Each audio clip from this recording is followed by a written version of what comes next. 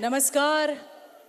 इथे मोठ्या संख्येने जमलेल्या मा जिजाऊच्या लेकींनो, सावित्रीमाईंच्या लेकींनो, पुण्यश्लोक अहिल्यादेवी होळकरांच्या लेकींनो आणि आता माझ्या भीमाई आणि रमाईच्या लेकींनो, आजचा हा कार्यक्रम हा आक्रोश आहे. आणि या आक्रोश मोर्चाला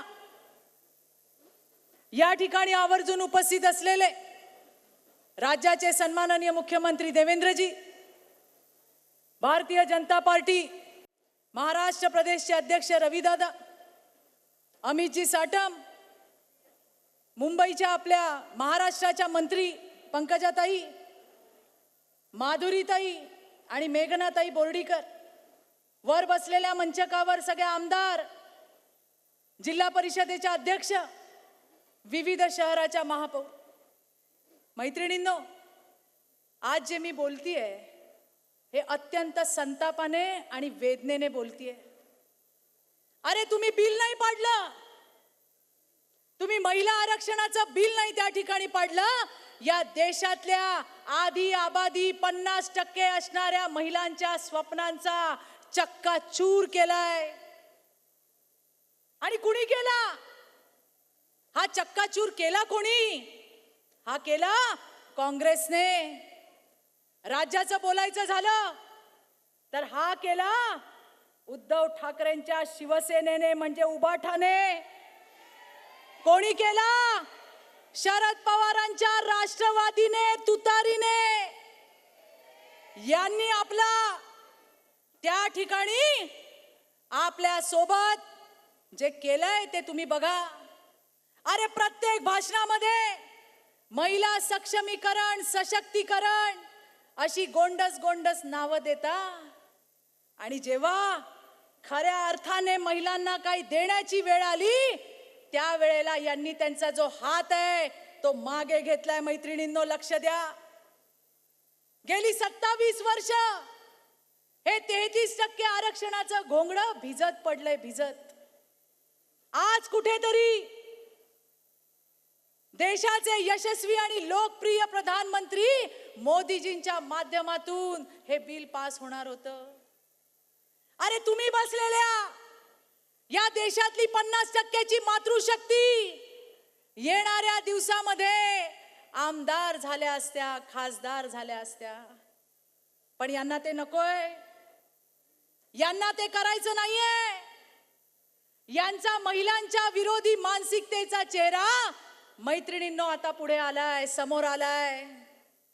महामानव डॉक्टर बाबासाहेब आंबेडकर ज्यांनी आपल्याला मतदानाचा अधिकार दिला, खरं तर मुख्य प्रवाहात त्यांनी आणला आपल्याला.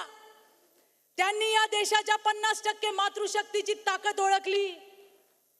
त्यामुळे आपण कित्येक वर्ष मतदान करत राहिलो ग. सरकार आली गेली, महिला मात्र तिथंच राहिल्या. या 50% महिलांची काही गरज आहे हे पहिल्यांदा ओळखणारे प्रधानमंत्री बनले 2014ला नरेंद्र मोदीजी. 8 वर्ष या देशातली मातृशक्तीला टॉयलेट नव्हते, टॉयलेट. घरची इज्जत रविदादा आम्ही आहोत, घरची महिला.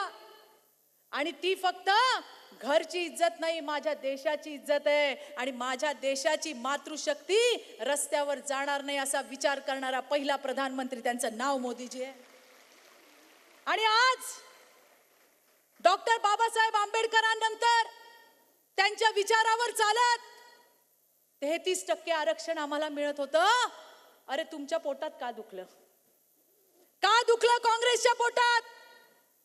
का दुखलं उबाठाच्या पोटात? का दुखलं शरद पवारांच्या राष्ट्रवादीच्या पोटात? कारण त्यांचं की कोण जाणार तर आमच्या लेकी बाळी सुना जाणार, त्याच्याशिवाय दुसरी कोणी जाणार नाही. आमच्या मुली जातील, आमच्या सुना जातील, आमच्या परिवारातल्या महिला जातील. फक्त भाषणं मोठी मोठी, पण जेव्हा खरंच आणायची वेळ आली, द्यायची वेळ आली, तेव्हा मात्र आपण चेहरा बघितला. कोण बोलला आपल्या विरोधात? देवाभाऊ, या महाराष्ट्रातल्या खासदार या देशातल्या 50% महिलांच्या विरोधात बोलल्या. कोण होत्या त्या? अहो, त्या कोणाची तरी पोरगी होती, त्या ठिकाणी कोणाची सून होती, कोणाची आणखीन कोणतरी होती. आणि त्यांना काय आरक्षणाची गरज नाही हो, कारण त्यांचे वडील होते, त्यांचे कोणतरी आहेत म्हणून डिंपल त्यांना त्या ठिकाणी तिकीट मिळतात. ते तर जन्माला आले तेव्हा आरक्षण घेऊन आले, त्यांच्यासाठी जागा आरक्षित आहेत, त्यांना आरक्षणाची गरज नाही. आशिषजी, त्यांना तुमच्या माझ्यासारखा संघर्ष नाही करावा लागत आणि म्हणून त्यांना सर्वसाधारण घरातल्या महिला नकोयत. मोदीजी म्हणले 33% आरक्षण देतो. या देशाच्या सर्वोच्च सभागृहामध्ये, प्रत्येक राज्याच्या विधानसभेमध्ये मातृशक्तीचा आवाज त्या ठिकाणी मोठा होईल, बुलंद होईल. पण यांना ते नकोय. कळलं ना तुम्हाला का नकोय ते? अगं कळलं का नाही कळलं? कळलं ना? यांना यांच्याच पोरीबाळींना, यांच्या खानदानातल्या लोकांना पुढे करायचंय. सर्वसामान्य महिलांशी यांचं घेणं देणं नाही. पण भाषणाची सुरुवात रविदादा, शाहू फुले आंबेडकरांचे विचार, पण प्रत्यक्षामध्ये शाहू फुले आंबेडकरांच्या विचारांना तिलांजली द्यायचं काम यांनी केलंय. यांना लाजच वाटली पाहिजे. हे वर्ष महात्मा ज्योतिराव फुलेंच्या 200व जयंती वर्ष आहे. ते महात्मा ज्योतिराव फुले, त्या क्रांती ज्योती सावित्रीमाई फुले, ज्यांनी आपल्याला मुख्य प्रवाहात आणण्यासाठी काय काय नाही सहन केलं. त्यांची नावं घेता आणि जेव्हा देण्याची वेळ येते त्यावेळेला मात्र तुम्हाला सगळ्यांचा विसर पडतो. हा केवळ राजकीय विरोध नाहीये, हा समाज सुधारणेच्या विचारांवरती केलेला थेट हल्ला आहे. आता मुद्दाम पसरवतायत गैरसमज. आपल्याला देवाभाऊंचं ऐकायचं, मी फार बोलणार नाही, पण देवाभाऊ काल तुम्ही प्रेस घेतली, त्याच्यामध्ये स्पष्ट केलं 2023ला झालं. मग म्हणले आता का नाही, आणि मग आता तुम्ही त्या ठिकाणी पुन्हा याची गरज काही. अतिशय व्यवस्थित उत्तर देवाभाऊंनी दिलं. अरे ती तर घटनेची दुरुस्ती होती, अंमलबजावणी आता करायची होती ना.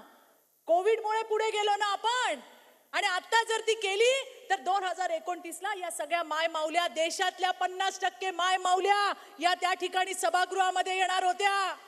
आणि हे आरक्षण काय फक्त भाजपच्या महिलांना मिळणार आहे का? या देशातल्या 50% मातृशक्तीला मिळणार होतं. अरे विरोधी पक्षामध्ये सुद्धा कर्तबगार महिला आहेत, वर्षानुवर्ष काम करतायत, संधीची वाट बघतायत. मोदीजी ती संधी तुम्हाला देतायत. आमच्या हातातोंडाशी आलेला घास हिसकावला तुम्ही, घास हिसकावला. आणि म्हणून बहिणींनो, मला तुम्हाला हे सांगायचंय की दोन बाजूंनी बोलायचं. आमचं समर्थन आहे पण आमचा याला विरोध आहे. आम्हाला हे पटतंय पण आम्हाला याचा विरोध आहे. त्यामुळे यांचे जे बेगडी चेहरे आहेत हे आता समोर आलेत. विरोध त्या विधेयकाला नाहीये. हा जो विरोध केलाय तो या देशातल्या प्रत्येक महिलेच्या स्वप्नाला केलाय. परवा प्रियंका गांधींची प्रेस बघितली. त्या पत्रकार परिषदेत म्हणाल्या, चंद्रकांत दादा त्या म्हणाल्या की भाजप महिलांना वापरून घेतय. आमचा सवाल आहे त्यांना, अरे आम्ही काय कोण वस्तू आहोत का वापरायला? ही भूमी कोणाची आहे? ही भूमी मा जिजाऊची आहे. ही भूमी क्रांती ज्योती सावित्रीमाईची आहे. ही भूमी अहिल्याईची आहे, रमाई भीमाईची आहे. या ठिकाणी या मातीतून फक्त शक्ती, त्याग आणि नेतृत्व बहरतं. हे प्रियंका गांधींना समजायला पाहिजे.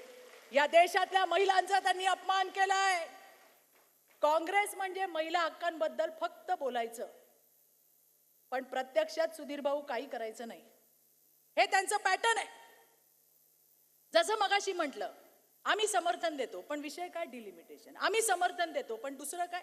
यांचा संविधानावर विश्वास नाही, यांचा संसदेवर विश्वास नाही, यांचा देशातील महिलांवर पण विश्वास नाही. असे हे आपल्याला ज्या पद्धतीने आपला हक्क नाकारलाय ना मैत्रिणींनो, प्रत्येकीने पेटून उठायला पाहिजे. उठाल का नाही ग? वरच्या उठाल का नाही? लक्षात घ्या, आपला हक्क आपल्याला मिळवायचा आहे. आपल्या मागे, आपल्या सोबत देशाचे लोकप्रिय यशस्वी प्रधानमंत्री जी मोदी जी आहेत.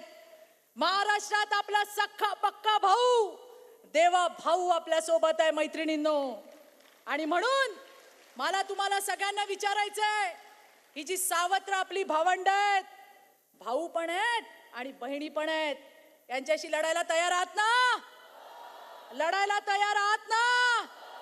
अरे भाजपासाठी हे सत्तेचं राजकारण नाही, हा न्यायाचा लढा आहे.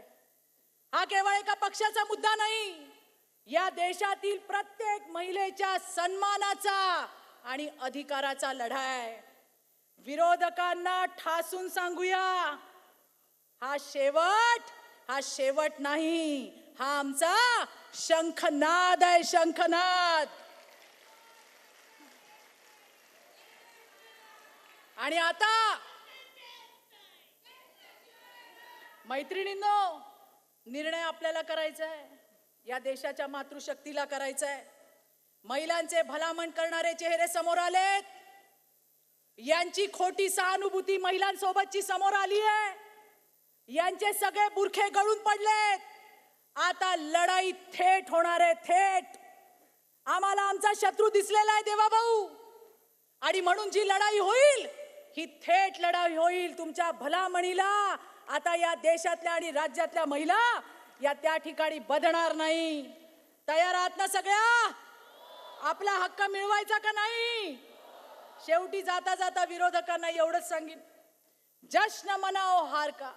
देवाभाऊ लागलं इकडे की ज्या वेळेला विधेयक पडलं, या 50% देशातल्या मातृशक्तीला, स्वप्नांना चक्काचूर केला. आणि हे विरोधक असले, अरे महिलांचं बिल पाडलं म्हणून जल्लोष केला, जल्लोष. तुम्ही करा जल्लोष. अब होगा शंखनाद, अब होगा शंखनाद. इस देश में, राज्य में, हर गली में होगा शंखनाद, और आपको जवाब देना पड़ेगा. विरोधकांना जाताना एवढंच सांगेन, जश्न मनाओ हार का, जश्न मनाओ हार का. कर लो जितना शोर. मातृशक्ति अब जाग गई है, बदलेगा अब दौर, बदलेगा अब दौर. धन्यवाद. जय हिंद, जय महाराष्ट्र, भारत माता की.